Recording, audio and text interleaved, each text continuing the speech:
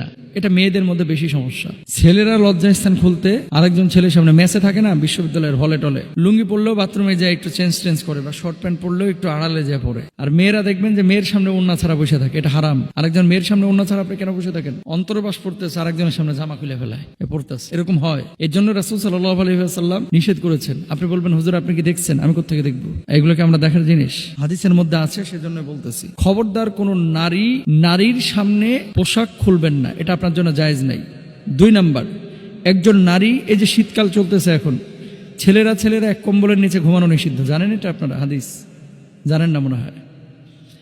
একজন মেয়ে এবং আরেকজন মেয়ে, 2 মেয়ে এক কম্বলের নিচে ঘুমানোটা নিষিদ্ধ হাদিসে আছে। এক ছেলে একই কম্বলের নিচে 2 জন ঘুমানো নিষিদ্ধ, এটা হাদিসের মধ্যে আছে। কারণ কি, অনেক সময় আপনি স্বপ্ন দেখেন, স্বপ্ন দেখার পরে বুঝেন নাই, এলোমেলো স্বপ্ন দেখেন না, স্বপ্নদোষ হয়, আপনি যাইতে ধরে রাখছেন, মনে করতেছেন আপনার বউ, আসলে বউ না, আপনার বন্ধু।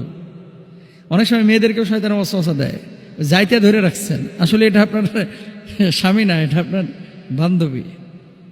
শয়তান অনেক সময় ওয়াসওয়াসা দেয়, দুষ্টামি করে, এখানে টিপ দেয়, ওখানে টিপ দেয়, আছে না, খোঁজাখুঁজি করে, লজ্জা স্থানে হাত দিয়ে দেয়, এরকম হয়।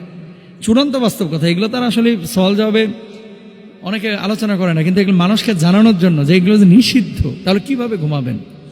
দেখেন, এক বিছানায় এক খাটে 2 জন নারী ঘুমাইতে পারে, কোনো সমস্যা নাই।